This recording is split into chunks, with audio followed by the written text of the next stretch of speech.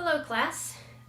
Today I'm going to talk to you about learning to set up a still life and to light a still life dramatically. As you can see, I've got a very bright light. I've turned off, actually I haven't turned off the light in the room. Let me do that. The best way to light a still life is to get into a room and turn off the overhead light and draw the curtains if you have a room that you can do that in, and get yourself a little table. This is just a filing cabinet, and I put a white sheet on top of it. And up here I've taken a little time to take that white sheet and use some thumbtacks and make some dramatic drapes. This is what they call drapery in drawing, where you take basically just a white sheet. It could be a sheet with a pattern on it. It could be anything. It adds a little bit of drama. It makes the drawing a little more interesting, especially if you're just drawing a few objects. So again, I just have a file cabinet with a white sheet. I've got 3 tacks in it up here above the picture there. And then I just kind of arrange those folds so that they catch the light in an interesting way. You don't have to do that on these if you don't want to. It's nice to have a white backdrop sometimes to not distract from your object, and so that you can see this cast shadow really nicely.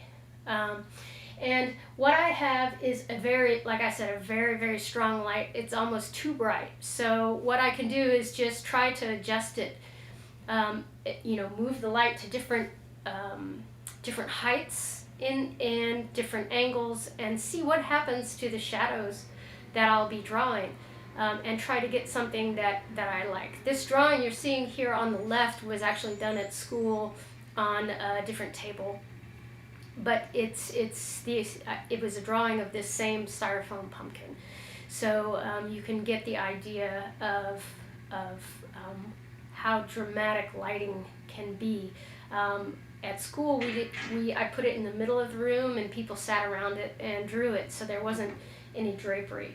I want to show you some ideas for you for lighting. All of us, or most of us, probably have one of those lights. A bright light on your phone. You could try rigging up your phone in some way so that it creates a bright light, or maybe you have a bright lamp. But if you have a clip light, let me show you what that is. Some people have them in their garages or around the house. They're not that expensive if you felt like you wanted to get one. It's just a clip lamp like this that takes a regular bulb. And you can get these at Home Depot or any hardware store, and they're not very expensive. This is what we use at school when we're doing the drawings. I'll put one of these up on an easel so I can raise it up and change the position of it. So that's your first order of business, is to get yourself a surface to set your objects on. And the second is to figure out what kind of light you want to use. And you may or may not want to use a sheet. Drawing drapery can be pretty intimidating at first. So if you don't feel like doing it on this drawing, don't worry about it. But I'll probably encourage you to use it when we get to Module 3, Still Life, just to make it more interesting.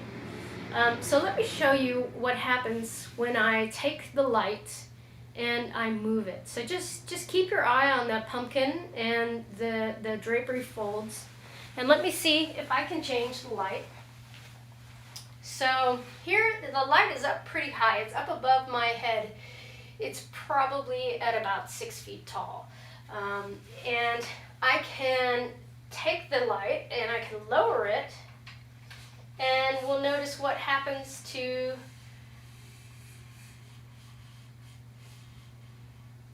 And now I've lowered it to about 5 feet tall.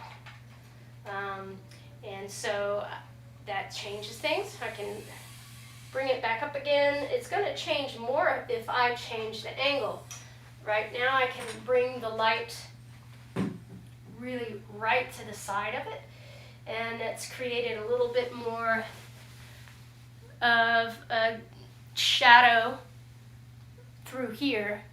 And you can see how bright the reflected light is in the object. You see down here where the light is hitting the tablecloth, and it's bouncing back up into that pumpkin at the bottom. So one other thing I'd like to say about this pumpkin, while we look at the way the light changes the way we see the shadows and things on the pumpkin. The pumpkin is basically, it's spherical, right? But it's flattened out. So it's kind of like a flattened out sphere that has ridges on it. And these ridges are like half cylinders, right? That are modified. It's like if you took a cylinder, let's pretend you were making this out of clay. You had a clay ball. You took a cylinder and you would cut the cylinder in half lengthwise and then make it go up into points. And so that's what we're looking at. We're looking at basically a modified sphere with cylinders wrapped around it. So think about that when you've just practiced your basic shapes. We looked at, on a sphere, we looked at core shadow, which is this darker area up here would be the core shadow, but of course the core shadow on a sphere is perfectly smooth because it's a sphere, and this has different ridges on it, but you can still see that core shadow. And as I pointed out before, this reflected light is super bright. You can see that here. The cast shadow, this is really dark under here, and then it gets lighter as it goes out. And this has, because of the ridges on the pumpkin, there's a ton of highlight. Highlight is that number one value, right? That the white of your paper just showing through, especially with this bright light, it's almost blinding. But you have your highlights here, here, here, where the light hits the strongest. So what you have to think about then when you're drawing, because you're drawing a white object, so that sometimes fools with students' perception of things. The white of your paper is going to be the brightest, whitest area. And as I'm looking at this picture, those highlights are the brightest area, and the tablecloth is the brightest area where it's flat. And then we can look at the folds in the drapery. There's some highlights in there, but most of the drapery has gradations of gray. And this side of the drapery, which is also white, is actually a really dark with the light all the way over to the edge. It's just like it becomes your cube, right? Remember your cube? That's what this is. It's like I said, it's a filing cabinet, and it's got a drapery on it. So this is the side of the cube that's in shadow. This is the side of the cube that's in the most light. When I'm looking at this though, it's just the pumpkin is almost flattening out because it's too strong in the lighting. So I don't really like this location of the light. It's right to the side of the pumpkin. So I'm gonna move it so that it's pointing more at the corner instead of, right now the light is way over here and it's going directly on the pumpkin. I'm going to move it this way, the light, so that now it's facing diagonally at the pumpkin. And let's look and see, and I can even move it back. See if that changes things a little. So what did that change? To me, it definitely changed the amount of brightness on the top of the cube. It's still bright. It's still super bright on this edge here, but it's a little, the lighting is a little bit less contrasty. So there's a little bit more grayscale in this, as it were to translate to drawing the pumpkin. So what I would do once you get your setup is just experiment with your light and think about, okay, I'm going to have to draw this. So, you know, I don't like this setup here because I don't like losing the pumpkin inside of the drapes, right? Like if it's too bright, I don't like that. So I can even scoot back. So now I'm backing up further away and seeing how that affects the light. And it's a little bit darker.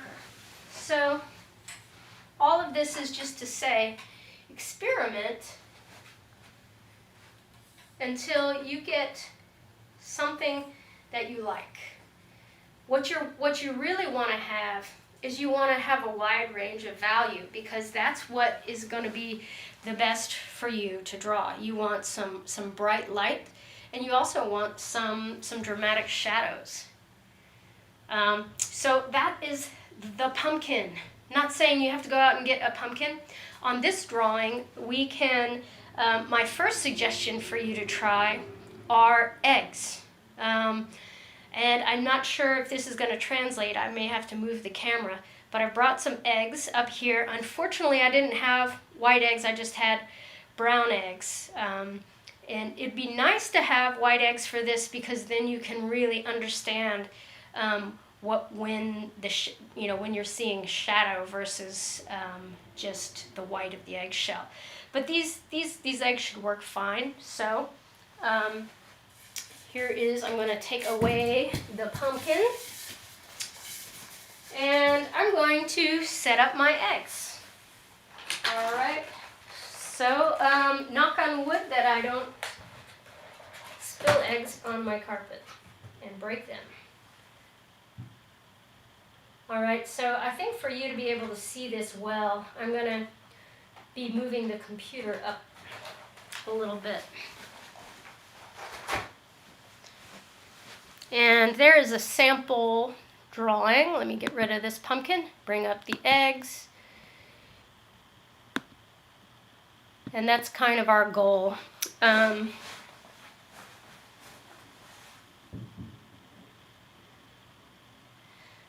So whoever did that probably had a pretty, took a while to try to balance it. If you want to do some dramatic pose with your eggs, which I encourage you to do, you may need to have something to hold them in place. Otherwise, they're just going to roll around. All right. Let's get a close-up shot of these eggs.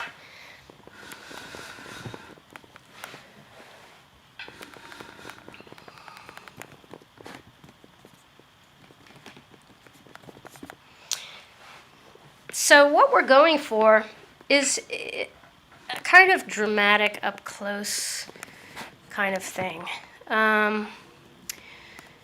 So if I were doing these eggs, you are welcome to experiment with your still life setup. You may want to, like under this, I liked some of these folds, but I somehow want the eggs to be up a little bit higher. So you can take your setup like this, and then you can put a box or something underneath the eggs to get a little bit more drama for your drawing. So I think that the good thing to do with this is to try to enjoy the process, design something that you really want to draw. That's kind of the rule of thumb in this class, is do something that excites you. If this sounds boring and there's something else you'd much rather draw, you don't want to draw eggs, draw what you want to draw. It's in full value. It needs to have a good range of value from light to dark. So if I like this better, and maybe you can put something under there so your eggs can do something interesting. Maybe you have hard-boiled eggs. Maybe they'll behave differently than eggs with yolks. Or maybe you want to just put the egg carton up there and draw that. I know a lot of you are like, well, what exactly do we have to do? I'm pretty open in this class to letting you have, use your creativity. I'm trying my best to get an egg to do something, and I just don't know. if it's going to happen. The other thing that I'm thinking of now is, for you watching this, is camera height. Now that I put these up, you can't really see, I think I'd have to raise the computer up to get a more interesting shot of these eggs. So just play around. I've got some books. I'm going to try to raise the height of the camera a little bit.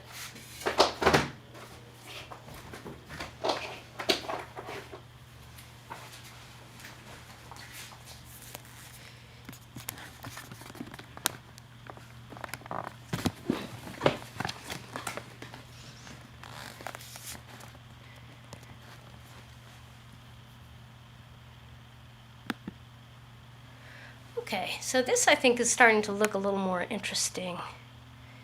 Now let's see. If I want, I can experiment with the light. I really want to see some of those core shadows on those eggs.